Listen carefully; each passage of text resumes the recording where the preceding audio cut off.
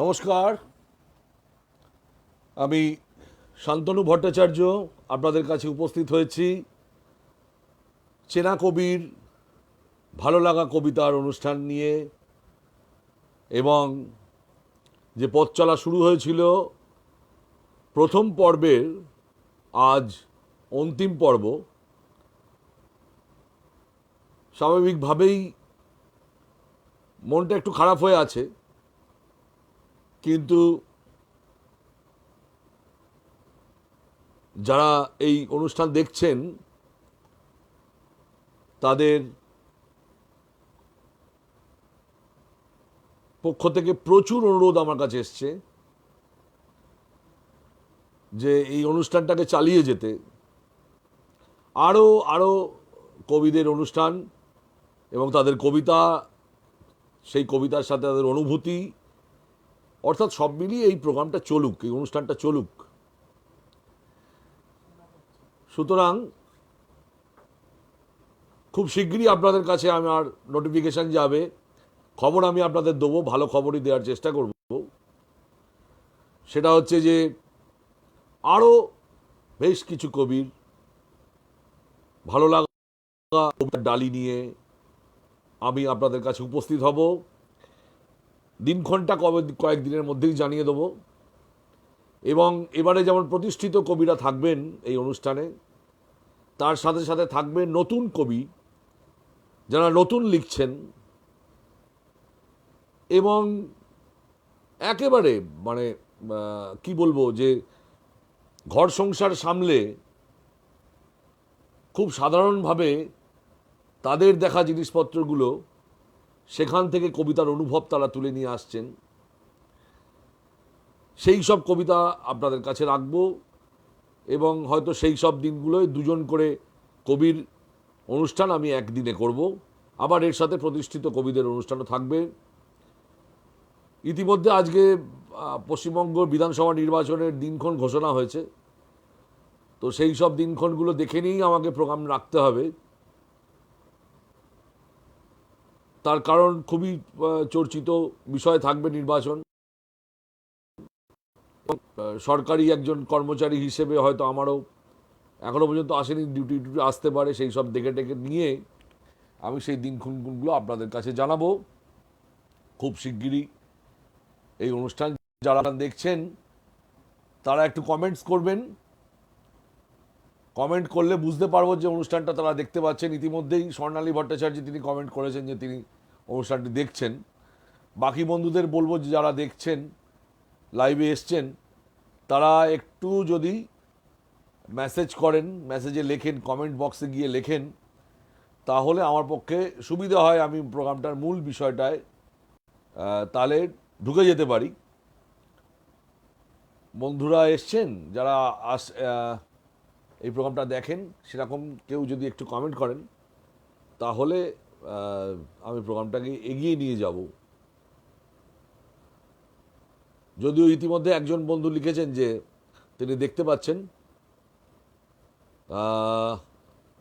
কবি অলোক মিত্র মনে হয় এই মুহূর্তে লাইভ হলেন, সেরকমই মনে হচ্ছে। হ্যাঁ, অলোক দা ওয়াচিং দেখাচ্ছে। সুতরাং আমি মনে হয় বন্ধুরা দেখতে পাচ্ছেন, অনেকে হয়তো লিখছেন না, পরে পরে লিখবেন। তো আমি মূল অনুষ্ঠানে প্রবেশ করব। প্রথমে বলে নিই, অলোকদার সাথে আমার আলাপের যে জায়গাটা, সেটাও বড়নগরে,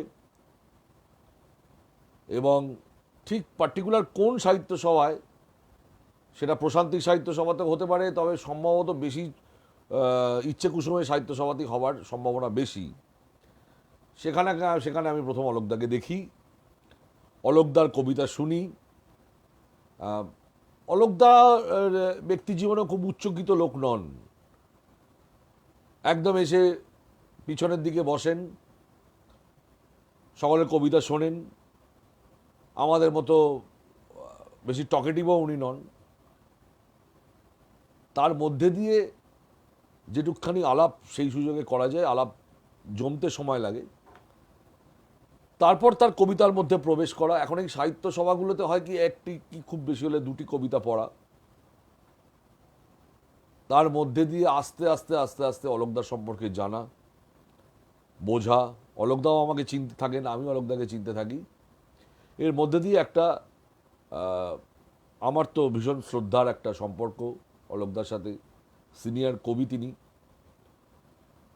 যারা কবিতার চর্চা করেন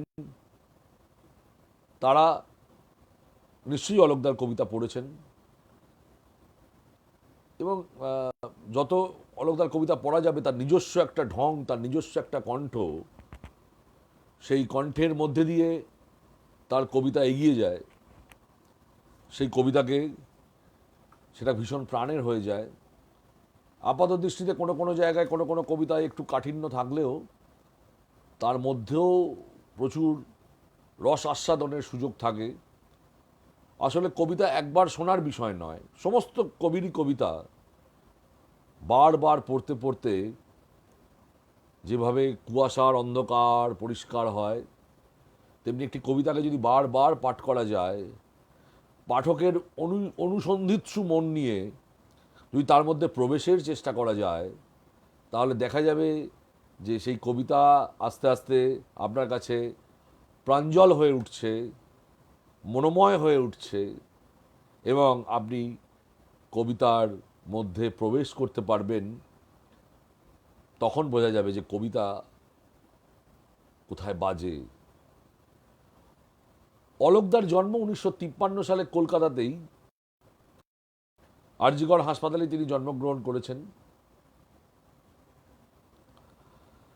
70 দশকে বন্ধুদের সাথে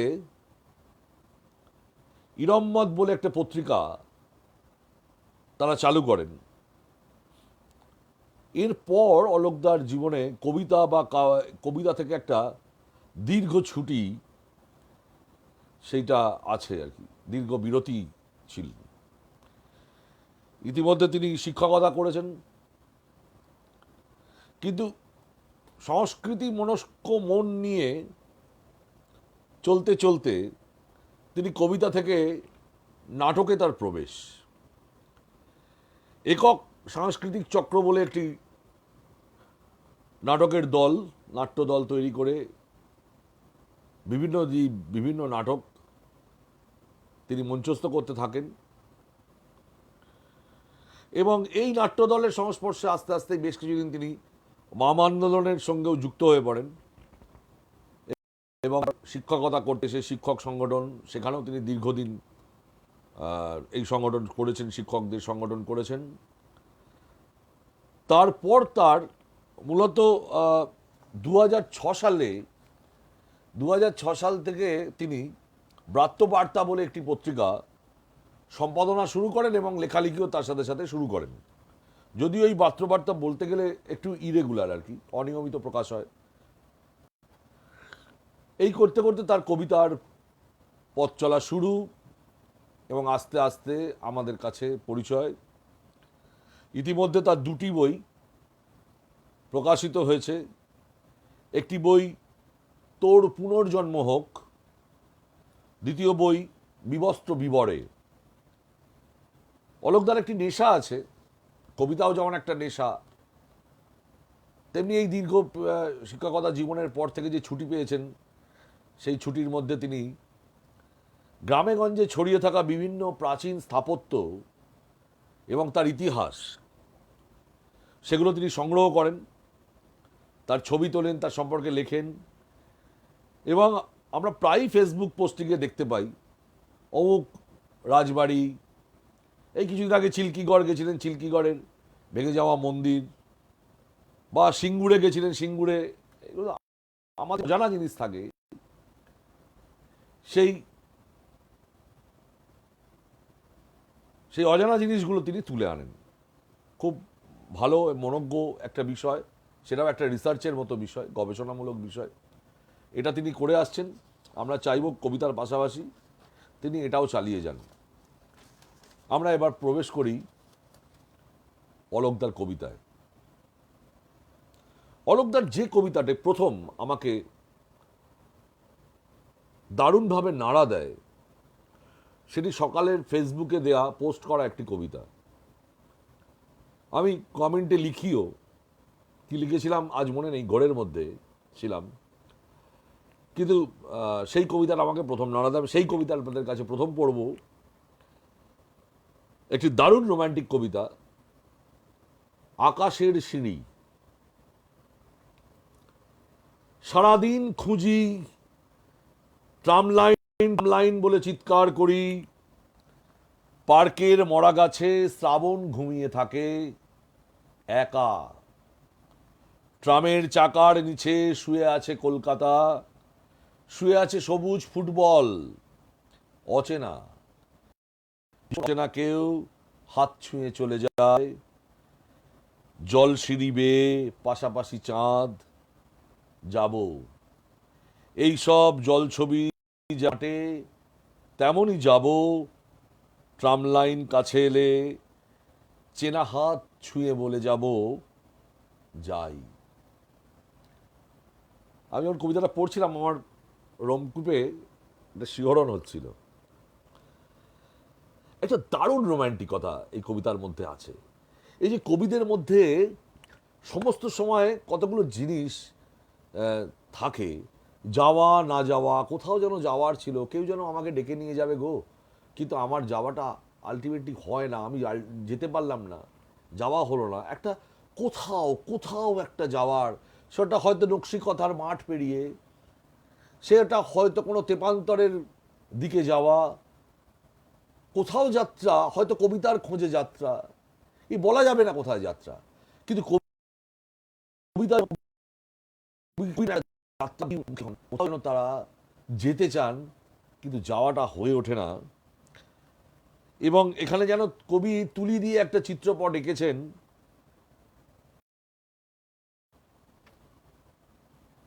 এবং কতগুলো খুব সুন্দর লাইন আমাদের দিয়েছেন, সুন্দর শব্দ দিয়েছেন। যেমন তার এই নির্মাণের মধ্যে দিয়ে, যেমন পার্কের মরা গাছে শ্রাবণ ঘুমিয়ে থাকে, কি অসম্ভব সুন্দর একটা প্যারাডক্সিয়াল বিপরীতমুখী কথা, কিন্তু কত সুন্দর, কত নরম, কত সঙ্গীতে অলোকদা এটাকে রাখলেন। এখানেই কবিতা, এখানেই একটা লাইন কবিতা হয়ে যায়। সেটা হচ্ছে, পার্কের মরা গাছে শ্রাবণ ঘুমিয়ে থাকে, ভীষণ অচেনা কেউ হাত ছুঁয়ে চলে গেলে, জল সিঁড়ি বেয়ে পাশাপাশি চাঁদ। একটা অদ্ভুত চিত্ররূপে আমাদের একটা জীবনানন্দের টাচ মনে হলো যেন, এই জল সিঁড়ি বেয়ে পাশাপাশি চাঁদ। এখন এই কবিতাটা নিয়ে যদি খুব বিশদে আরো গভীরে যেতে চান, তাহলে ট্রাম লাইনের সাথে কবি একটা রাস্তার খোঁজ করছেন। এখানে ট্রাম লাইন শুধু শুধু ট্রাম লাইন নয়, হ্যাঁ হতে পারে একটা পুরনো ঐতিহ্যমণ্ডিত কোনো পথ, কোনো এমনি সাধারণ কোনো পথ নয়, যে পথের মধ্যে একটা ঐতিহ্য আছে, একটা লড়াই আছে, একটা ঘাম আছে, সেই ধরনের একটা পথ কবি খুঁজছেন। ট্রাম লাইন বলে চিৎকার করে রাস্তার জন্য তিনি খুঁজছেন, এবং গাছের জন্য জাল, মানে জল, সেটা জলের গাছের থাকার বিশল্যকরণী থাকে, নিজের ভেতরেই নিজেকে জাগিয়ে রাখার যে প্রদীপ, সেটার কথা তিনি বললেন। এবং তিনি শেষ দিকে এসে যেটা বলছেন, একটা রহস্য রাখলেন, অচেনা হাত কি চেনা হাত হলো, এ কথা, এ গল্প কথা কিন্তু কবিতায় নেই। আপনাকে আপনার মতো অনুমান করে এগোতে হবে, যে অচেনা হাত ছুঁয়ে গেলে, ভীষণ অচেনা কোনো হাত ছুঁয়ে যায়, আর শেষ লাইনের কাছে তিনি এসে বলছেন, চেনা কোনো হাত, অচেনা হাত আমায় ছুঁতেই পারে, কিন্তু চেনা কোনো হাত ছুঁয়ে বলে যাব যে যাই, আসি। একটা নিস্তব্ধ নিষ্ক্রমণ আমার হবে না, আমি বলে কয়েই যাব। এবং একটা একটা কি বলবো, যে একটা শেষ তবকটায় যেন একটা জলছবি যেমন হাঁটে, যে জলছবিকে তিনি তৈরি করেছেন। পার্কের মাঠে গাছ ঘুমিয়ে আছে, সবুজ ফুটবল ট্রাম লাইনের নিচে ঘুমিয়ে আছে, ট্রামের চাকার নিচে ঘুমিয়ে আছে কলকাতা, শুয়ে আছে সবুজ, পুরো ময়দানের একটা চিত্র আমার মনে হয়েছে। আমি জানি না যে নির্মাণের সময়, স্থান, কাল, পাত্র কি, কিন্তু এর সঙ্গে যে একটা প্রেম, প্রকৃতির সঙ্গে একটা প্রেম, একটা রাস্তা খোঁজার চেষ্টা, রাস্তা খোঁজা এবং খুঁজে পেলে আমি নিশ্চয়ই যাব এবং আমি তোমাদের বলে যাব যে আমি যাচ্ছি, হয়তো রাস্তাটা দেখিয়েও দিয়ে যাব।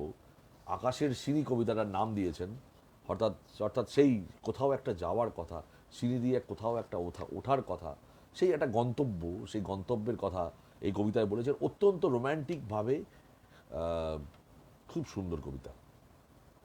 আমি দ্বিতীয় কবিতায় যাব। ঠিক এই যেতে যাওয়া নিয়েই আরও একটি কবিতা, সে কবিতাটাও খুব সুন্দর।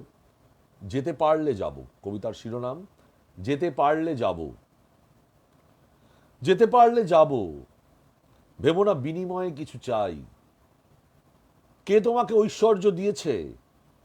গাছের পাতাকে প্রশ্ন করে দেখো, সবুজ কণাটি মাটিতে বড় অবহেলায় কাঁদে। দল দাও। যে খুদ কুড়োটুকু পড়ে আছে লক্ষ্মীর সরায়, সেটাই আলপনা হবে এই নবান্নে। এই রুগ্ন নদীটুকু পেরিয়ে ভাসাবো জলপদ্ম অজয়ের উজানে।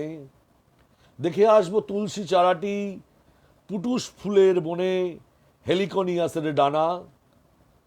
কার্তিকের শিশির ভেজা যে তাকে রঙিন করেছে, যেন এটাই তার শেষ ফাল্গুন নয়।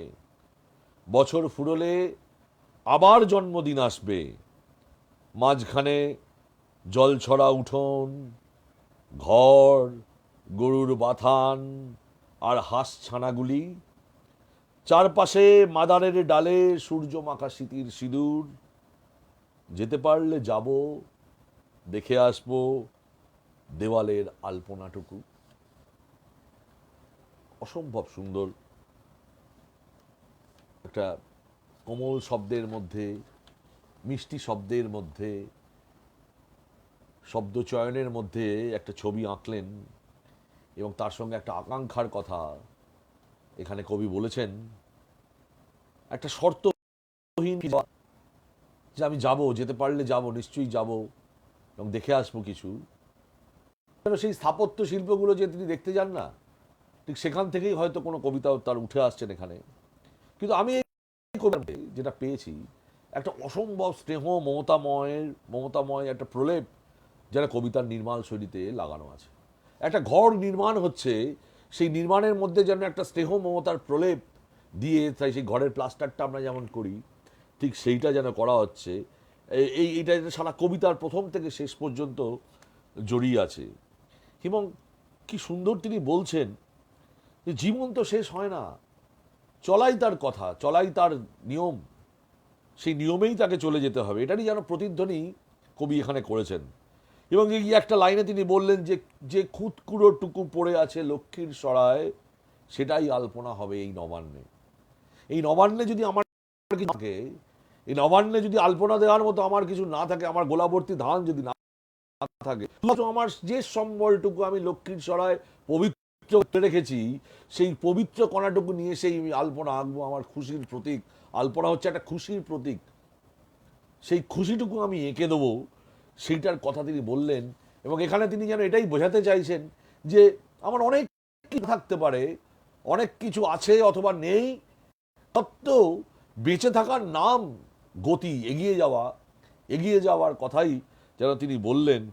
এবং এখানে কতগুলো শব্দের উপহার তিনি দিয়েছেন, এত সুন্দর। আমরা যারা কবিতা প্রয়াসী, যারা কবিতাকে আঁকড়ে ধরে বাঁচতে চাই এবং আরও নিজেদের মধ্যে, যাদের মধ্যে কবিতা তৈরি হয়, তাদের জন্য দেখুন এই শব্দ কতগুলো।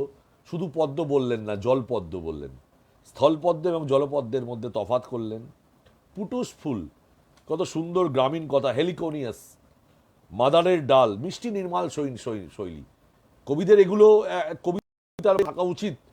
নতুন শব্দ চয়ন, নতুন নতুন শব্দ কবিতা এনে পাঠকের সাথে পরিচিতি করানো, এটা একটা কবির দায়িত্ব থাকে। সেইটাকে তিনি তুলে নিয়ে এলেন এত সুন্দর করে। এবং এই যে বললেন দেয়ালের আলপনা, এবং এখানে কিছু অপ্রচলিত কথা, পুটুস, মাদারের গাছ ডাল, আরও কবিতায় আমরা পাবো না। দেয়ালের আলপনা একটা সৌন্দর্যের প্রতীক, সুখের প্রতীক। নিশ্চয়ই আমি একদিন পারলে যাব, গিয়ে দেখে আসবো যে আলপনাটুকু দেওয়ার কথা বলেছিলাম নবান্নে, তুমি কি পারলে সেটা? তুমি কি পারলে দুঃখের মধ্যে সুখকে ছিনিয়ে নিতে? তুমি কি পারলে সমস্ত বাধাকে, সমস্ত কষ্টকে অতিক্রম করে মুখের হাসিটুকু বজায় রাখতে? তা নিশ্চয়ই আমি একদিন দেখতে যাব। আমি দেখতে যাব অন্য কিছু নয়, দেখতে যাব তোমায় সেই দেয়ালের আলপনাটুকু। অসম্ভব অসম্ভব ভালো একটি নির্দিষ্ট কবিতা। খুব সুন্দরভাবে যদি কবিতার মধ্যে আপনি মগ্ন হন তাহলে দেখবেন যে আপনাকে কবিতার একটা চিত্রপট, একটা কবিতার যেন গাছগাছালি কথা বলে উঠছে চতুর্দিক থেকে, এইরকম একটা জিনিস আপনাকে ঘিরে ধরবে এবং খুব ভালো লাগবে। একটা গ্রামীণ পরিবেশ, আমাদের যেখানে যেন যে রুট, যেখান থেকে আমরা এসেছি, সবারই কোনো না কোনো দেশ আছে। সবাই আমরা হয়তো যে কলকাতায় বসে আছি, সবাই হয়তো আমরা বসে থেকেছি, কিন্তু আমাদের যদি পিছিয়ে যাই, বাপ ঠাকুরদার কথা, প্রপিতামহের কথা যদি ভাবি, তা দেখবেন সকলেরই একটা দেশ আছে। সেই দেশ মানে সীমান্তের কাঁটাতার পেরিয়ে নয়, হয়তো সীমান্তের কাঁটাতার পেরিয়েও কারোর অরিজিন হয়তো পূর্ববঙ্গে, কারোর আবার পশ্চিমবঙ্গে থাকলেও আমরা দেশ বলতে অনেকেই বুঝি। আমরা আগেও জিজ্ঞেস করতাম দেশ কোথায়, কেউ উত্তর দিত মেদিনীপুর, কেউ বলতো বর্ধমান। তো সেইটাকে দেশ মনে করা, এই যে সেই দেশে, নিজের দেশে, নিজের রুটে ফিরে যাওয়া, এই সেইটার কথা এই কবিতাটায় আছে। আমি তৃতীয় আরেকটি খুব সুন্দর কবিতা আপনাদের কাছে রাখবো অলোকদার। এই কবিতার নাম হচ্ছে রেল লাইন আঁকার ফাঁকে। কবিতার শিরোনামটাই খুব সুন্দর। রেল লাইন আঁকার অনেকটা জায়গা পড়েছিল, ভাবলাম একটা গ্রাম, বিস্তীর্ণ খোলা মাঠ, তাল, খেজুর, পেয়ারা আর বিশ্বামিত্র গাছের নিচে অরন্ধনের ভাত। আজ ধর্ম ঠাকুরের পুজো। ছোট ছোট মেয়েরা নাকে নথ বিধিয়ে খুনসুটি করছে সেচ তোলানি দিয়ে। আমি চড়ক গাছ আঁকলাম, পিঠে আকশি ফুঁড়ে কারা যেন কসরত করছে। ছড়িয়ে পড়ছে পবিত্র গাছের ফল। এই দীর্ঘ অবসরটুকু পড়ে থাকে, আমাকে ওম দেয়। শৈশবের স্তন থেকে ফোঁটা ফোঁটা বট পাকুড়ের স্নেহ। একটা কোথায় যেন হারিয়ে গেলাম,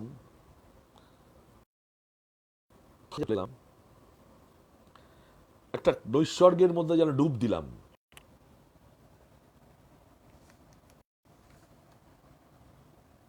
একটা দারুণ নৈসর্গিক কবিতা, যা আপনাকে নিয়ে চলে যাচ্ছে বট পাকুড়ের ছাওয়ার নিচে, তার স্নেহ, তার ছায়া, তার ছায়ার তলায় কোনো মহিরুহের তলায় আপনি আশ্রিত। এবং কবি এখানে নিজে বলেছেন যে একটা রেল লাইন আঁকার পর অনেকটা জায়গা ফাঁকা ছিল, অর্থাৎ একটা রাস্তা আমি এঁকেছি, তারপর অনেকটা জায়গা ফাঁকা ছিল, তো ভাবলাম একটা গ্রাম আঁকি। এইভাবে কবিতাটা শুরু করেছেন। একটা নিজের পছন্দের পরিবেশ যা তিনি আঁকতে চান, যা তিনি চান, সেই পছন্দের পরিবেশ তিনি আঁকছেন তুলি দিয়ে। এবং সেখানে গ্রামীণ জীবন, পুজো পার্বণ, প্রথা, কিছু কিছু নতুন গাছের নাম তিনি এনেছেন, বিশ্বামিত্র, পবিত্র গাছের ফল, এবং তার সাথে পরিচিত যে গাছগুলো আছে, তাল, খেজুর, পেয়ারা, পাকুড়, বট, এই বটটাকে একটা পুরনো এবং নতুন কিছু জানার মধ্যে মিশেল দিয়ে কবিতাটাকে তিনি এগিয়ে নিয়ে গেছেন। একটা কল্পচিত্রের সাথে বাস্তবের একটা মিল এই কবিতাটার মধ্যে আছে, মিল করলেন। এবং একটা দীর্ঘ অবসরের কথাও যেন এখানে তিনি আছেন, যে তিনি বলেছেন যে ট্রেন চলে যাওয়ার পর, অর্থাৎ আমি কোথাও যাই না, কিন্তু সময়, ট্রেন চলে যায়, অর্থাৎ সময়টা চলে যায়, কাউকে নিয়ে চলে যায়, যার গন্তব্য আছে তাকে নিয়ে চলে যাচ্ছে ট্রেন। কোথায় যাচ্ছে, কেন যাচ্ছে, কবি বললেন না, আমরাও বললাম না, কিন্তু সময় চলে যাচ্ছে কাউকে কাউকে নিয়ে। আমি পড়ে আছি এই রেল লাইন চলে যাওয়ার পর, এই চলে যাওয়ার পর যে একটা দীর্ঘ অবসর আমার, সেই অবসর আমাকে এই যে প্রকৃতির, এই যে পরিবেশ, তাকে সেখানে বেঁচে থাকতে আমাকে উৎসাহ দেয়। দীর্ঘ অবসরের মধ্যেও আমাকে বেঁচে থাকার জন্য উৎসাহ, মানে ওম, ঠান্ডা হয়ে যাওয়া, শীতলতা, মৃত্যুর প্রতীক থেকে ওম মানে জীবনের দিকে ফিরে তাকানোর যে কথা, সেই কথায় ওম দেয় বট পাকুড়ের স্নেহ। মা ঠাকুমা, দিদিমা, বাবা, প্রপিতামহ, একটা মন্দির, পুরনো একটা মন্দির, পুরনো একটা স্থাপত্য, পুরনো আমার খেলার মাঠ, পুরনো আমার আমার সঙ্গী সাথীরা, এই সব মিলেমিশে কবিতাটা একটা নস্টালজিক কবিতায় পরিণত হলো, সেটা হচ্ছে রেল লাইন আঁকার ফাঁকে। একটা অসম্ভব অসম্ভব ভালো কবিতা এটা। এবং যেটা আমি প্রথমে বলেছিলাম, মিষ্টি এবং স্নেহ মাখানো একটা স্মৃতি মেদুরতা এই কবিতাটার মধ্যে আছে। এবং সেই কবির যেন সেই একটা জার্নি, পিছন ফিরে দেখার একটা যে চেষ্টা, সেই পিছন ফিরে দেখার একটা পিছু টান, সেই পিছু টান কবির থাকছে এই কবিতার মধ্যেও। সেই পিছু টানটা আমরা আমরা লক্ষ্য করি। এখন অলকদা কি শুধু এই, শুধু কিছু মিষ্টি কবিতা, রোম্যান্টিক কিছু কথা তা নয়, কিন্তু অলকদার হাতে তার পিছনে যে তুলিরের এটা তো অনেক তীর আছে, বা তার যে তুলি, সেই তুলিতে কিন্তু তার অনেক রং আছে। আসুন আমরা পরবর্তী একটা রঙের খোঁজ করি।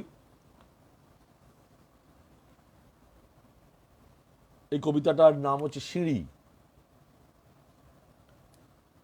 যেখানে বসে আছি তার পাশ দিয়ে উঠে গেছে চৌকো সিঁড়ি।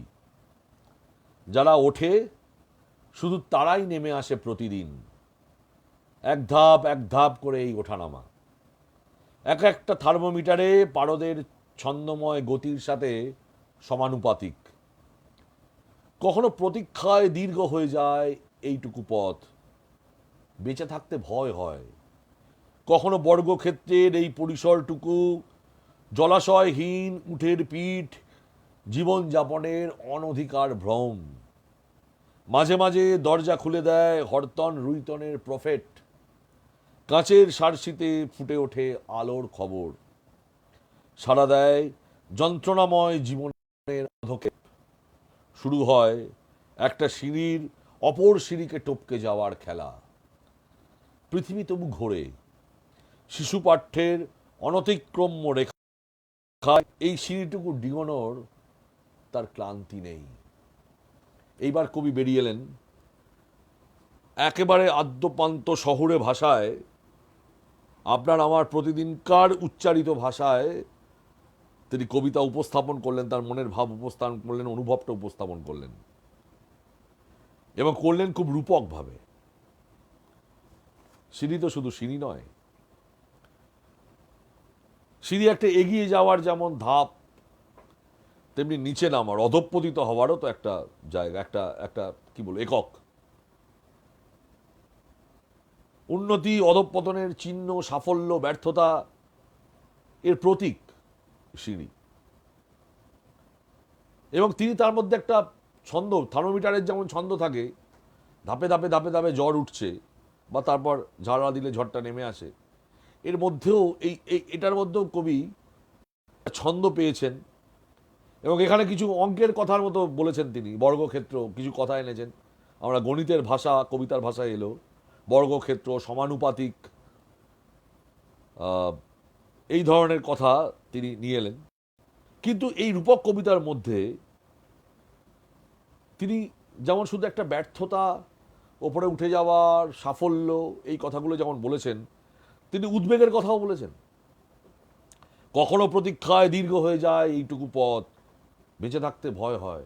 এই লাইনের মধ্যে দিয়ে তিনি উদ্বেগের কথা বললেন, আশঙ্কার কথা বললেন। পাওয়া না পাওয়ার কথা তো আছেই, একটা চিন্তা চেতনার যে দোলাচল, দ্বন্দ্ব, সেই দ্বন্দ্বটার কথাও এখানে যেমন তার আছে, তেমনি এখানে তিনি বলেছেন জীবন যাপনের অনধিকার ভ্রম। এখানে মানে যে বাঁচবো কি করে, বাঁচবো কি না, এবং বাঁচাটা আমার অধিকারের মধ্যে পড়ে কিনা, অনধিকার পড়ে কিনা, এই ভ্রমের মধ্যেও থাকাটা, এটা তো ঠিক। আজকের যে সমাজ, সেখানে শুধুমাত্র জজিতা ওই সিকান্দারের মতো, যিনি সাফল্য আছে যার, সেই সাফল্যের মানুষই একমাত্র হাততালি পায়, আর বাকিরা সব পড়ে যায়। যার বাড়ির সামনে গাড়ি, শিক্ষা, চেতনা, সংস্কৃতি, এইগুলোর পরিবর্তে মানুষকে আজকাল মাপা হয় শুধুমাত্র টাকা দিয়ে। সমাজের বৃহত্তর ক্ষেত্রে টাকা দিয়ে মাপা হয়। এটাও বোধহয় কবির কোথাও যন্ত্রণার জায়গা, সেই যন্ত্রণার জায়গাটুকু তিনি এখানে রেখেছেন। এবং তিনি বলেছেন যে আমি একটা অসফল যদি হয়ে যাই, সেখানে আমার বাঁচার কোনো থাকবে কিনা, বাঁচার অধিকার থাকবে কিনা, অধিকার এবং অনধিকারের যে ভ্রম চিন্তা সেইটা তিনি বলেছেন। আবার একটা কবিতা কোনো জায়গায় নেগেটিভ থাকতে পারেন না, ঋণাত্মক হতে পারেন না, তাকে ধনাত্মক হতেই হয়। আমি কবির গাণিতিক ভাষাতেই বলছি, ঋণাত্মক হতে পারেন না, ধনাত্মক তাকে হতেই হবে। এটা তার দায়, এটা কবির দায়। সেই দায় থেকে তিনি তার পরের স্ট্যান্ডার্ডে এসে বলছেন, আবার কখন জীবন এই যে মাঝে মাঝে দরজা খুলে দেয় হরতন রুইতনের প্রফেট। হরতন রুইতন দেখে নিন, খুব ভালো করে বুঝুন। কবি কখনো বললেন না ইস্কাবন এবং চিরিতন। যারা তাস খেলেন তারা জানেন যে ইস্কাবন এবং চিরিতন এ দুটি হচ্ছে কালো, কালো মানে শোক। আর হরতন এবং রুইতন এই দুটি হচ্ছে লাল কালার, যেখানে যেখানে উজ্জ্বলতা আছে। তাই তিনি হরতন এবং রুইতনকে বেছে নিয়েছেন তার প্রফেট, তার যে ছবিগুলো থাকে সেটা যারা যারা দরজা খুলে দেয়। এবং কাঁচের যে সার্সি, এটা একটা অসম্ভব সুন্দর লাইন। এটা মানে এই লাইনটাই আমার মনে হয়েছে যে একক একটি লাইন হিসেবে কবিতা হতে পারে, যেখানে তিনি বলছেন কাঁচের সার্সিতে ফুটে ওঠে আলোর খবর।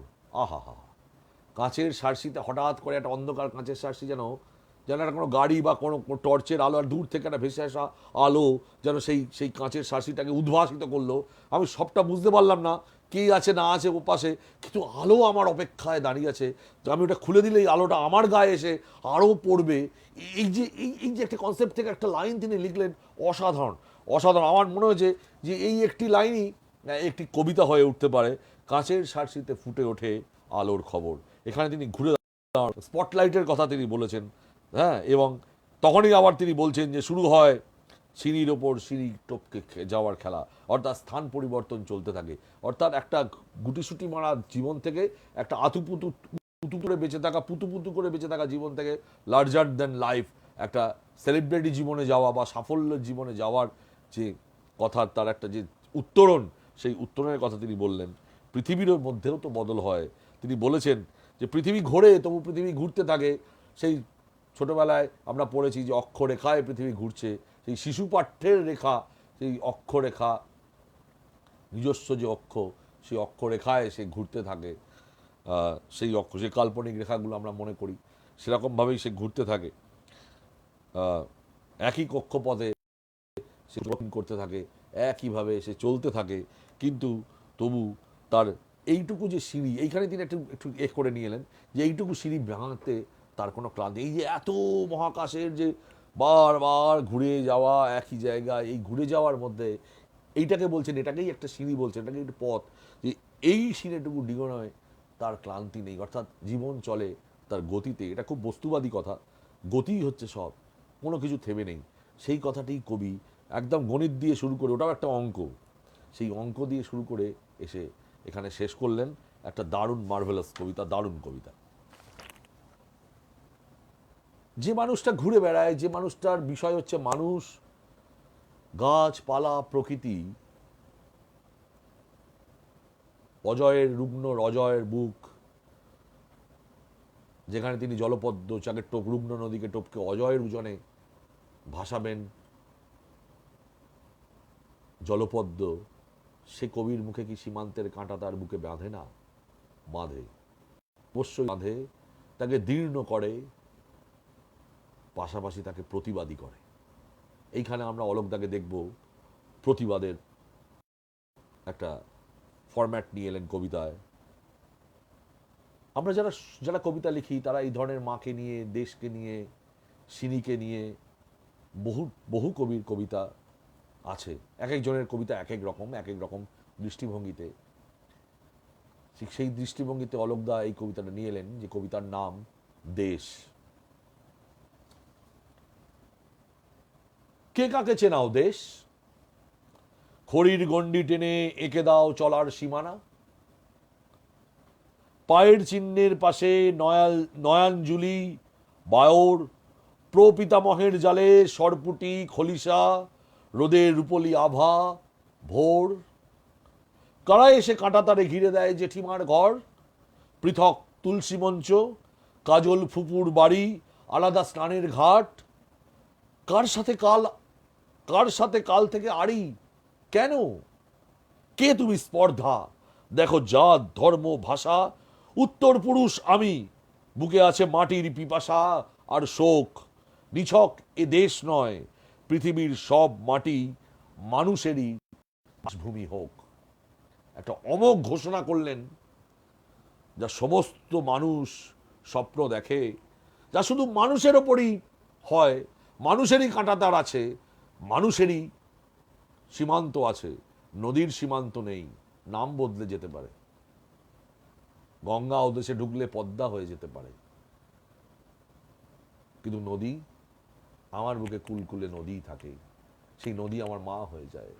দেশের মধ্যে দিয়ে যদি তুমি কাঁটাতার টানো, ওটাও আমার মা, এটাও আমার মা, এই খণ্ডিত মা। তিনি প্রশ্ন করছেন রাষ্ট্রনেতাদের, কে তুমি, কে তুমি দেশ চেনাচ্ছ? মাঝে মধ্যেই সারা পৃথিবীতে, এবং শুধু আমি এই কবিতাটা শুধুমাত্র মানে এই কবিতা নয়, আমরা যারা এই ধরনের কবিতা লিখি, দেশ বিভাগের যন্ত্রণা, দেশ ভাগ করার যন্ত্রণা, যে সমস্ত কবির কলমে, সাহিত্যিকের কলমে যারা গান তাদের গলায় যে বেঁধে, সেটা সারা পৃথিবীর উদ্বাস্তু মানুষের কথা। বেনেট দিয়ে তুমি আমাকে তাড়িয়ে দেবে, প্রপিতামহের জন্ম ঠিকুজি চাইবে, আজকে রেলিভেন্ট এই কবিতাটা। কে প্রশ্ন করছে তুমি কোথা থেকে এসছো? যে প্রশ্ন করছে তার ঠিকানা কে নেবে? তার কাছে কে চাইবে? দেশ মানে কি? দেশ মানে দেশের মানুষ।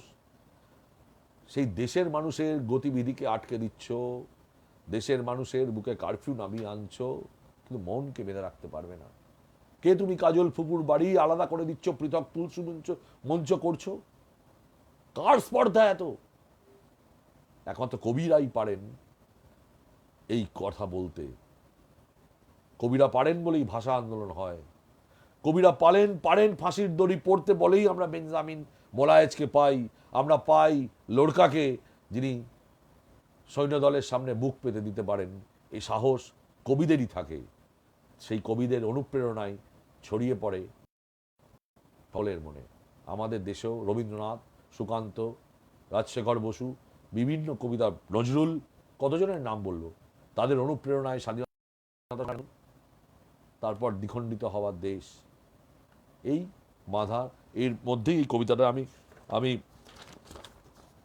মানে সার্বিকভাবে তিনি মানুষের কথা এই কবিতাটায় বলেছেন। দেশভাগের যন্ত্রণায় বললাম, এবং রাজনীতি, রাষ্ট্রনীতির ধ্বজাকে তিনি প্রশ্ন করছেন। এটা আপাতদৃষ্টিতে খুব সহজ কবিতা সকলের কাছে বোঝার জন্য, কিন্তু এই কবিতাটা পড়লে প্রত্যেক মানুষই একটা আবেগতাড়িত হবেন, তার মনে একটা আবেগ জন্মাবে। সেই থেকেই কিছু কথা বললাম। আমি 6 নম্বর কবিতায় আসছি। 6 নম্বর কবিতার নাম আত্মহত্যার পর।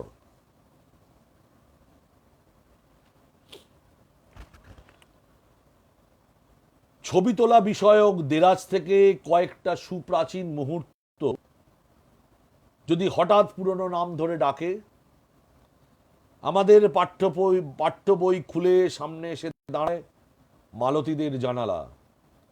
কি নিপুণ ফড়িংয়ের মতো টপকে যায় লোহা আর আগুনের পাঠ্যসূচি, যার সামনে দাঁড়িয়ে এক কিশোর এখনো হাত নেড়ে ডাকছে দেবদারু নামে এক গাছকে। গোটা ক্যালেন্ডার জুড়ে কৌশলে খেলছে উলের গোলা। আমরা যখন কাঁদি বৃষ্টিপাতের কথা কেউ মনে রাখি না, সেই বিকেলের সামনে আত্মহত্যার মতো অন্ধকার ক্লান্ত মানুষটাকেও ছুঁতে পারে না। কি দারুণ একটি কবিতা।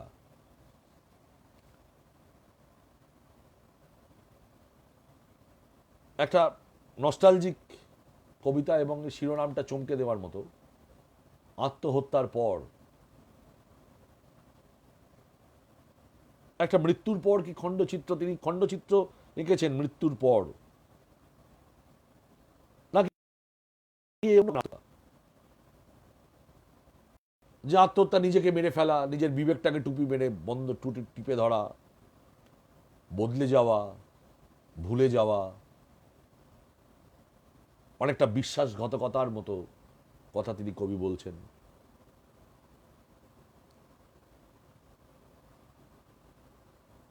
এবং তিনি এখানে বলেছেন যে আমাদের পাঠ্য বই খুলে সামনে এসে দাঁড়ায় মালতীদের জানলা। মালতী কি প্রেম, প্রথম প্রেম, যে প্রেমকে কবি ভুলে গেছেন, যার জন্যই কোথাও কোনো অনুশোচনা রয়ে গেছে, এই ধরনের কোনো কল্পচিত্র থেকেই কবিতাটার জন্ম। হয়তো হয়তো এটা তো প্রত্যেকের জীবনেই এটা বাস্তব। এখানে লোহা আর আগুন যেন গড়া প্যাটার খেলা, এই যে তিনি একটা বলেছেন, এইভাবেই কবিতার ভেতরে প্রবেশ করা। নাহলে অনেকেই প্রথম কবিতাটা পড়লে তার কিছুটা মনে হবে কিছুটা দুরূহ কবিতা, কবি মানে স্টেপ জাম্প করে করে যেন যাচ্ছেন। কিন্তু কবিতাটা যদি খুব বার পড়া যায়, আর নিজের অনুভবটাকে যদি সেখানে জোড়া যায় আস্তে আস্তে, তাহলে কবিতাটা যেন একটা সকালের ভোরের মতো আপনাকে পরিষ্কার হয়ে আসে। যেখানে তিনি বলছেন যে কি নিপুণ ফড়িংয়ের মতো টপকে যাই লোহার আগুনের পাঠ্যসূচি, যার সামনে দাঁড়িয়ে আছে এক কিশোর। লোহার আগুনের পাঠ্যসূচি মানে লোহা আগুন গরম হয়ে তারপর হাতুড়ি মেরে তাকে গড়ে পিঠে নেয়। সেই শিক্ষাকালের কথা, তোমায় বড় হতে হবে, তোমাকে এগিয়ে যেতে হবে, আর অনেক কিছু করতে হবে, 10 জনের একজন হতে হবে। এই 10 জনের একজন হতে গিয়ে প্রতি মুহূর্তে প্রতিযোগিতার মধ্যে প্রবেশ করতে করতে মানুষ ক্রমশ একা এবং হিংস্র পশুর মতো হয়ে যায়। তিনি চান ফড়িংয়ের মতো একটা টপকে যাক, দেবদারু গাছকে ডাকতে বলছেন। এবং গোটা ক্যালেন্ডার জুড়ে, এখানে ক্যালেন্ডার হচ্ছে জীবনের পঞ্জি, জুড়ে কৌশলে খেলছে উলের গোলা। কি অসম্ভব সুন্দর তিনি বলছেন যে গোটা ক্যালেন্ডার জুড়ে কৌশলে খেলছে উলের গোলা।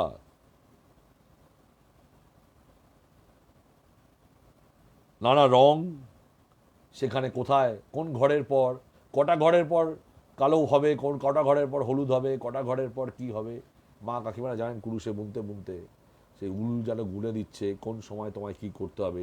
নির্দিষ্টভাবে তোমার একটা জীবন চরিত ছবিটা আঁকা হবে, এবং সেখানে অনেক কিছু পেছনে পড়ে থাকবে। আত্মহত্যার পর অনেককে ভুলে যাওয়া, অনেক কিছু গলা টিপে মেরে দেওয়ার পর হয়তো মরে যাওয়া। এখানে যেন একটা অনুশোচনার কথা এই কবিতাটার মধ্যে আছে, একটা আত্ম উপলব্ধি। এবং কথা আমি বলেছিলাম যে সমস্ত কবির যেমন চলে যাওয়ার ওপর একটা থাকে, তেমনি একটা মৃত্যু চেতনাও থাকে। এখানেও সেই মৃত্যু চেতনাটাও কাজ করেছে, এবং শেষ অবধি তিনি মৃত্যুকে হারিয়েছেন। সেইটা হচ্ছে যখন তিনি লাস্টের দিকে শেষ লাইনে এসে বলছেন, সেই বিকেলের সামনে আত্মহত্যার মতো অন্ধকার ক্লান্ত মানুষটাকে ছুঁতেও পারে না, ছুঁতে পারে না, এবং ছুঁতে আরো জোর দিলেন, ছুঁতেও পারে না, কনফার্ম করে দিলেন। আত্মহত্যার মতো অন্ধকার, বিকেলের পরই হয়তো অন্ধকার আসবে, সব কিছু নিভে যাবে, কিন্তু সেই ক্লান্ত মানুষটা, যে মানুষটা অবসন্ন মানুষ, অনুশোচনায় দগ্ধ মানুষ, অনেকটা পথ পেরিয়ে আসা মানুষ, সেই মানুষটাকে আত্মহত্যা ছুঁতে পারবে না। আত্মহত্যার পরও আত্মহত্যা যে না, এইটাই হচ্ছে এই কবিতার মূল কথা আমার যতটা মনে হয়েছে। কবির বাকিটা কবি জানেন, অন্য পাঠক তারা বারবার এর মধ্যে পাঠোদ্ধার করে আরও অন্যরকম মানে করতে পারেন। আমার যেটুকখানি মনে হয়েছে আমি সেই কবিতাটি পড়ব। এবং এই যে কবির নিজের ভেতরে ঢুকে দেখার যে অন্বেষণ, নিজেকে খোঁজার যে অন্বেষণ, সেটা আমাদের আত্মদর্শন নামে একটি কবিতায় আমরা পাই, যে কবি যেখানে নিজেকে খুঁজছেন। যদি পারো নিজেকে শূন্য করে দাও, স্পষ্ট হোক তোমার অভিমুখ, ওই যেখানে বসে আছো চা পানের বিরতির মতো বেশ সুখে, যুদ্ধ তার পরও হয় আরো অনেকটা সময়, কখনো আলো কখনো অন্ধকারে। তো তারা নেই, আসছি বলে যারা চলে গেছে, ওরা কেউ আসে না, ওদের খোঁজার কিছু নেই, তাই চলে যাওয়াটাও চিহ্নহীন। প্রতীক্ষা জীবন বোঝাকে কেউ, পাখিরাও আগুন খুঁজে ঝাঁপ দেয়, সব বহনকারীরা আগুন ছুঁয়ে ফিরে যায় ঘরে। যদি পারো স্পষ্ট করো, কি খোঁজা বাকি আছে আজও, শুধু স্মৃতি নয়, অন্য কিছু। সম্ভব একটা ভালো শিক্ষাদানের কবিতা, প্রতিবাদের কবিতা, শিক্ষাদানের কবিতা। এই কয়েকটি লাইনে, খুব ছোট কবিতা, তার মধ্যে তিনি বললেন যে জীবন যুদ্ধে কোনো বিশ্রাম নেই। তাই তুমি যদি মনে করো সমস্ত যুদ্ধ শেষ হয়ে গেছে আর তুমি বসে আছো মাঝখানে, বা তুমি হঠাৎ করে নিরপেক্ষ হয়ে যাওয়ার ভান করো যে আমি এদিকেও নেই আমি ওদিকেও নেই, এটা পৃথিবী, কাল, সময় তা কিন্তু মানে না। নিরপেক্ষর মতো ভেক কথা কিছু নেই। আর মানুষের জীবন যোদ্ধার জীবন। সেই যোদ্ধার জীবনে কোনো ক্লান্তি নেই, সেই যোদ্ধার জীবনে কোনো শান্তি নেই, সেই যোদ্ধার জীবনে কোনো অবসর নেই। এই কথাই তিনি বললেন। তুমি ভাবছো তোমার পেছনে তোমার সঙ্গে যারা ছিল তারা এসে যোগ দেবে তোমার সাথে, এবং সেই বলে বলিয়ান হয়ে তুমি এগিয়ে যাবে। যদি এই কথা মনে করো তাহলে তুমি ভুল করছো।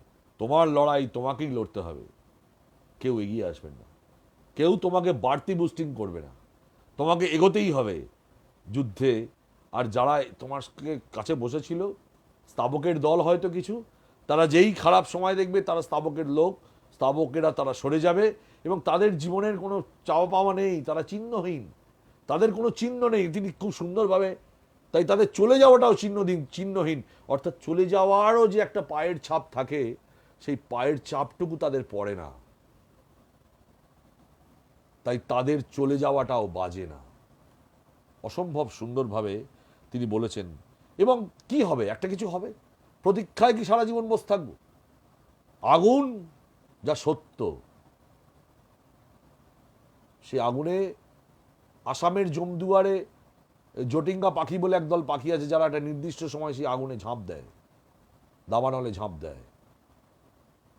আমরা অনেক সময় বলি না, পিপিলিকার পাখা গজায় মরিবার তরে, আগুনে ঝাঁপ দেয়, আগুনে মরবে মরার জন্য। উনি বলছেন এই পাখা গজাক, আগুনে ঝাঁপ দিন। আগুনে যেমন কেউ ঝাঁপ দিয়ে নিজেকে করে, ঠিক তেমনি ভাবে কিছু মানুষ তারা আগুন ছুঁয়ে, আমাদের একটা হিন্দু রিচুয়ালসের কথা, সনাতন কালচারের একটা রিচুয়ালসের কথা বলেছেন যে আগুন ছুঁয়ে তারা শেষ মুহূর্তে মুখে দাঁতে নিম পাতা কেটে তারা ফিরে যান বাড়িতে, নিজের ঘরেও ফিরে যান। এটাও হতে পারে জীবনে। যারা সব বহন করে নিয়ে গেছিল কাঁধে করে, তারা তো আগুন ছুঁয়েই ফিরে যায়। অসম্ভব সুন্দর কিছু কথা অলোকদার কবিতায় আছে। এবং তিনি বলেছেন, শেষ অবধি আবার বলছেন, প্রথমে যে একটা কমান্ড ছিল সেইটার পরে একটা অনুরোধের মতো এলো, যদি পারো স্পষ্ট করো, কি খুঁজতে চাইছো তুমি, কি তোমার অন্বেষণ যে বসে আছো, সেই অন্বেষণটা কি স্মৃতির, শুধু স্মৃতি রোমন্থন করে যাবে, নাকি আরো অন্য কিছু খোঁজ বাকি আছে তোমার? তুমি স্পষ্ট করো তোমার অবস্থান। খুব সুন্দর একটি মানে শিক্ষা দিয়ে যাওয়ার মতো কবিতা। আমরা 8 নম্বর কবিতায় আসব। ইতিমধ্যে অনেক স্বনামধন্য কবি তারা দেখছেন এই অনুষ্ঠানটি, আমাকে সেই রকমই নোটিফিকেশন দেখাচ্ছে। আরও অনেকেই আমার যারা কবিতা ভালোবাসছেন, এবং অনেকে বলছেন আমাকে যে তোমার এই কবিতার অনুষ্ঠানের মধ্যে দিয়ে আমরা হয়তো খুব একটা কবিতা প্রেমী ছিলাম না, দু একটা কবিতা হয়তো ভালো লাগতো, কিন্তু এইভাবে তোমার এই অনুষ্ঠান দেখতে দেখতে যেন একটা নেশা ধরে যাচ্ছে।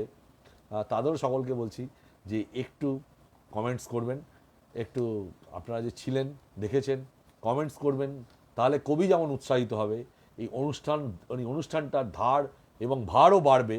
এবং আমি আগের দিন অনেককে বলেছিলাম যে আমি চাই যে কবি এবং আমার এই অনুষ্ঠানের প্রচারের থেকেও বড় যেটা দরকার সেটা হচ্ছে কবিতার জয়গান, কবিতা মানুষের কাছে পৌঁছক, একটু শেয়ার করার জন্য আমি বলেছিলাম। তাহলে কি হবে, আমার ফ্রেন্ড সার্কেলে যেমন যেটা ছড়াচ্ছে তেমনি আপনার গণ্ডিতেও ছড়াবে, আবার কারোর ভালো লাগবে, এইভাবে এই ব্যাপ্তিটা বাড়বে। তাহলে অনুষ্ঠানটার একটা সার্থকতা তৈরি হবে। আমি এই শিক্ষাদানের বিষয় থেকে, যিনি শিক্ষক, নিজের জীবনে একটা বড় সময় নাট্যকার, নাটক করেছেন, সেখানেও একটা নাটকের মধ্যে দিয়েও সমাজ জীবনের বাস্তবতা তুলে ধরার যে একটা কাজ থাকে, ঠিক তার মধ্যে দিয়েই তিনি একটি কবিতার আলোচনা করলেন। এই কবিতার নাম অহংকার। বড়, কিন্তু কতটা বড় হলে সব অহংকার ভেঙে যায় তুমি জানো না। তোমাকে দৈর্ঘ্যে প্রস্থে ফাঁদে ফেলেছে তোমার ছায়া, ইচ্ছে মতো বেচে দিচ্ছে প্রতি বর্গফুট। সামান্য শিশুও জানে জেব্রা ক্রসিং আসলে নিরাপদ সার্কাস তুমি পেরোতে পারোনি।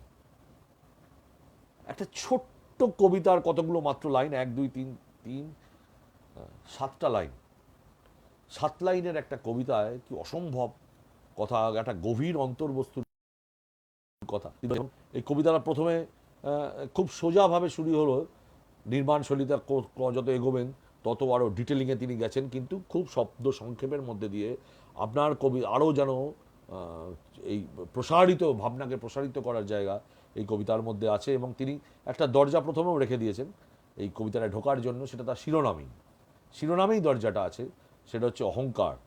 এই কবিতাটা তিনি বুঝিয়েছেন যে, এবং তিনি এখানে বলতে চাইছেন যে সত্যি বড় মাপের মানুষ, এবং আমিও নিজের জীবনে, এটা অলোকদার ব্যক্তি জীবনের সঙ্গে আমার ব্যক্তি জীবনও মিলে যাবে, যে সত্যিকারের বড় মানুষ যাদের দেখেছি, যারা সত্যিকারের বড়, কাগজে কলমে ফোলানো ফাঁপানো বড় নয়, যাদের ভিত মজবুত করে যারা ওপরে ওঠেন, তারা সত্যি বিনয়ী হন। লক্ষ্য করে দেখবেন তারা সত্যি বিনয়ী, ডাউন টু দ্য আর্থ। সেইটাই যেন তিনি বললেন, যে কতটা বড় হলে সব অহংকার ভেঙে যায়, কত বড় তুমি হবে যখন তোমার আর অহংকার থাকবে না, তুমি ডাউন টু দ্য আর্থ, তুমি মানুষের কাছে আসবে, মাটির কাছাকাছি আসবে। কেননা তুমি বুঝতে পারছো না তোমার ছায়া, সেটা তোমার দৈর্ঘ্য প্রস্থকে বিজ্ঞান অদ্ভুত সুন্দর কথা বললেন, যে কিছু মানুষ বাড়তে বাড়তে কিছু অর্ধজ্ঞানী অর্ধশিক্ষিত মানুষ থাকেন, যাদের মধ্যে এই অহংকারটা তৈরি হয়। কবি যেখান থেকে শুরু করেছেন, অহংকারটা তৈরি হয় এবং এই তাদের নিয়ে সমস্ত সমস্যাগুলো তৈরি হয়। এই বড় মানুষ মানেই তার কাছে যাব না, বা তার সঙ্গে মেলামেশা করা যায় না, এই ধরনের যে একটা ভাবনা আমাদের সর্বসময় ঘিরে থাকে, এগুলো হচ্ছে তাদের জন্য যারা সত্যিকারের অর্ধশিক্ষিত, এবং যারা সত্যিকারের যাদের ভিত খুব ছোট, ভিত খুব দুর্বল। এবং তিনি বলেছেন এদের নিয়েই যত সমস্যা, এবং বলছেন যে ছায়া তোমার দৈর্ঘ্য প্রস্থ বেচে দেবে, বিক্রি করে দেবে। এই ছায়া তার অনুগামী হতে পারে, অনুগামীরা হতে পারে, তাকে ঘিরে থাকা স্তাবকেরা হতে পারে, আবার তার, অর্থাৎ ছাপ রাখার কথা, যেখানে বিলিয়ে দেওয়ার কথা, সেখানে তা বিক্রি হচ্ছে, সেটা তা পণ্য হচ্ছে। এইটা বোঝার চেষ্টা করা। খুব গভীর একটা কথা বললেন, যা দান করার বিষয়, সেটা যদি পণ্য হয় তাহলে সেটা কত বিদারক হতে পারে, হৃদয় বিদারক হতে পারে। এইটার কবিতা বলছেন, খুব অত্যন্ত অহংকারী না হলে এই কাজগুলো করা যায় না। এবং বললেন শেষ দিকে এসে তিনি বলছেন যে একটা সামান্য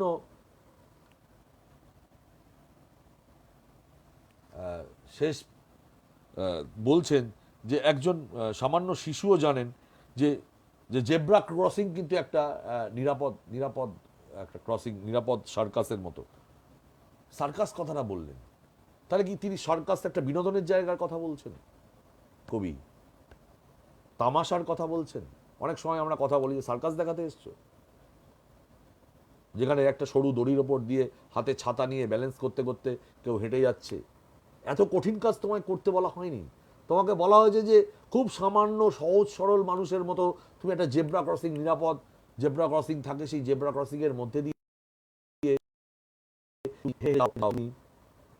সেইটাও পারছো না, পারবে না, তোমার অহংকার তোমায় আটকাবে। খুব সুন্দর কবিতা, একটা শিক্ষা দেওয়ার মতো কবিতা। আমি 9 নম্বর কবিতায় আসব।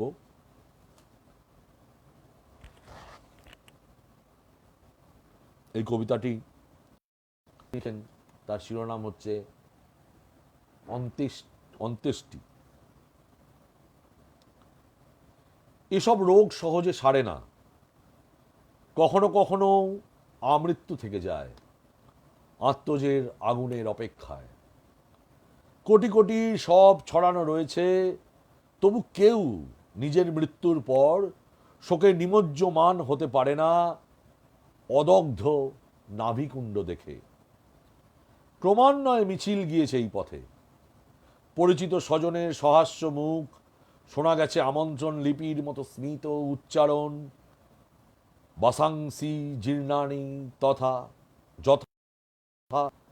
পবিত্র গঙ্গার জলে তবু অবগাহনের এই রোগ, বসত ভিটের টানে ফিরে আসার মোহ, যেভাবে শ্রমণেরা ফিরে আসে পরিক্রমা শেষে,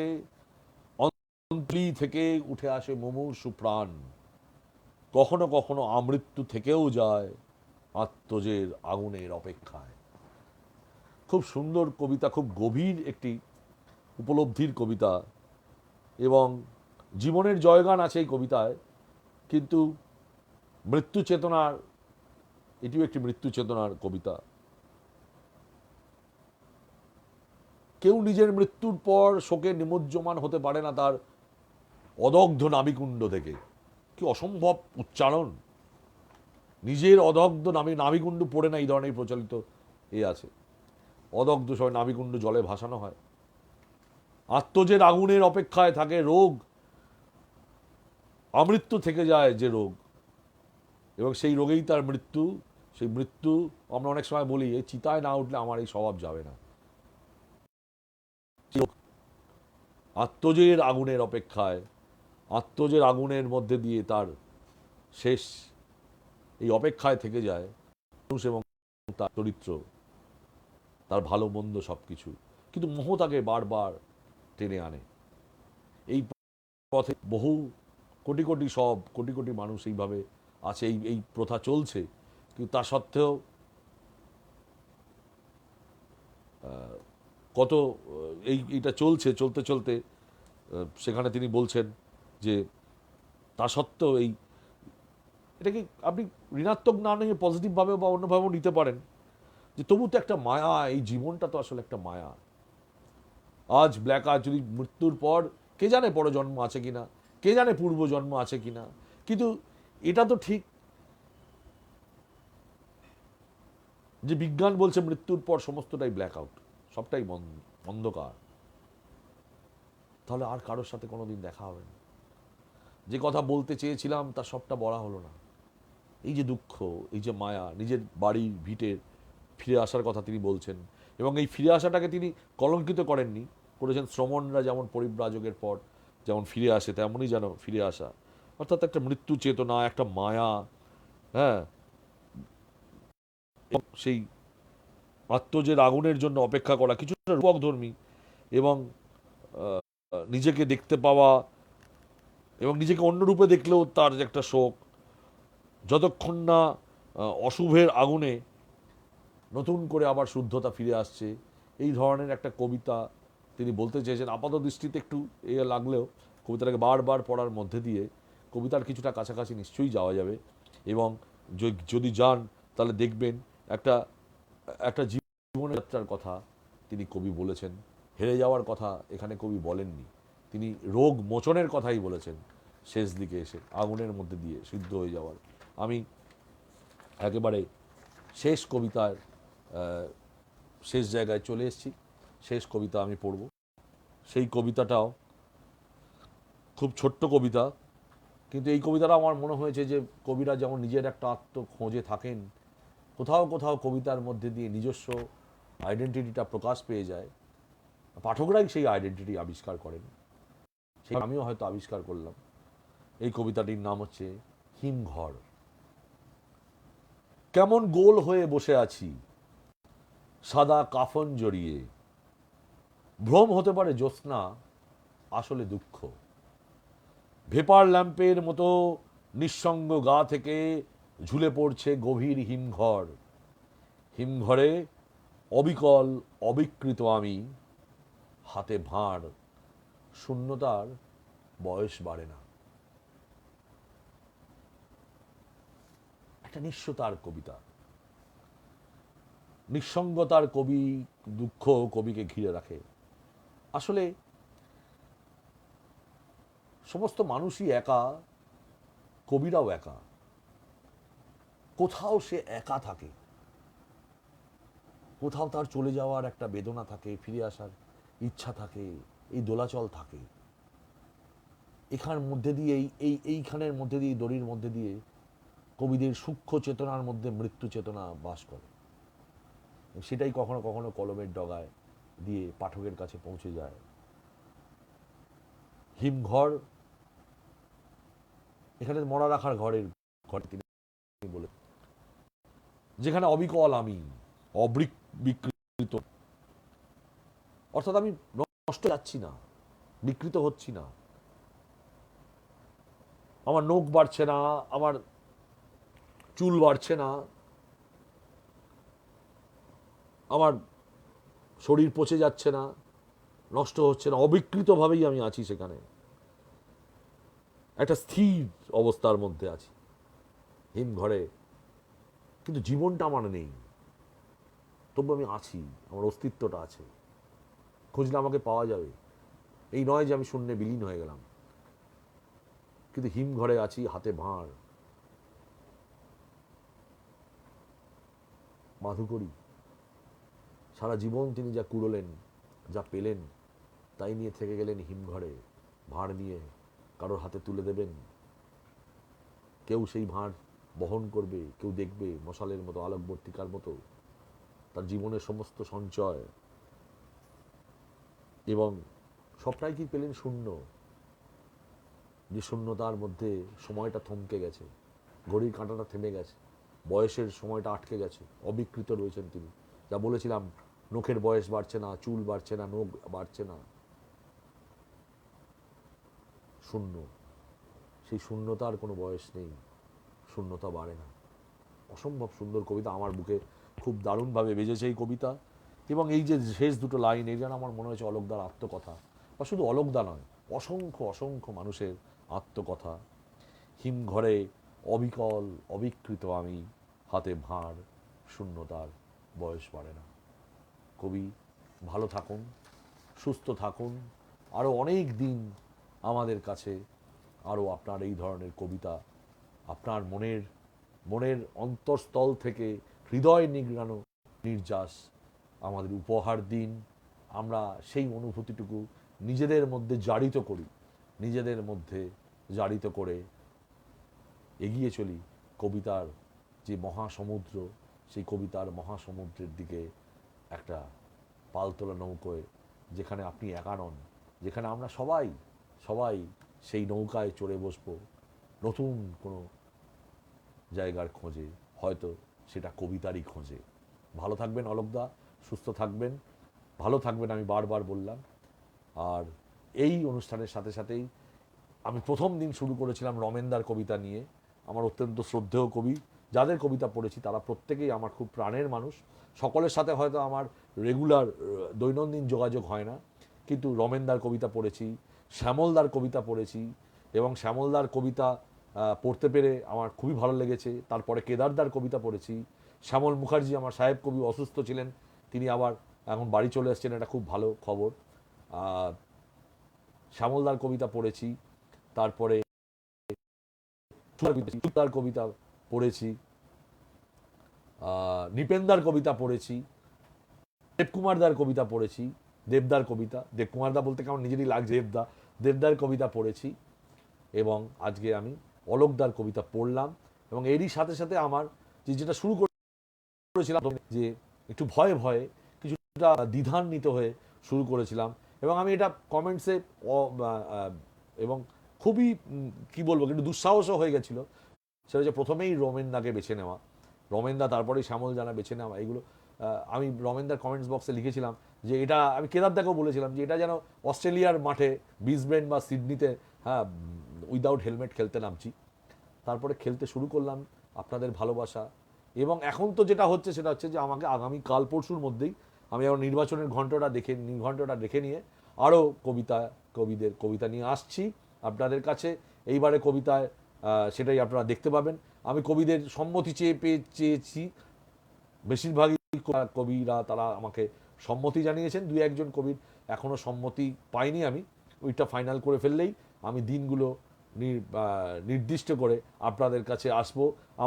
আপনাদের ভালোবাসায় এই ছড়িয়ে পড়ুক, আরও অনেকের কাছে ছড়িয়ে পড়ুক এই অনুষ্ঠান, এবং আমাদেরও জ্ঞান এবং অনুভবের যে পাল্লা, সেটাই কবিদের যে হৃদয় নিংড়ানো নির্যাস, সেই নির্যাস থেকে ভরে উঠুক কবিতার জয়গান হোক। আগামী দিনে আবার নতুন কবিদের নিয়ে আমি হাজির হব শান্তনু ভট্টাচার্যের ফেসবুক লাইভ চেনা কবির ভালো লাগা কবিতার অনুষ্ঠানে। নমস্কার, ততদিন পর্যন্ত সবাই খুব ভালো থাকবেন, কবিতায় থাকবেন, আনন্দে থাকবেন, সুস্থ থাকবেন। নমস্কার।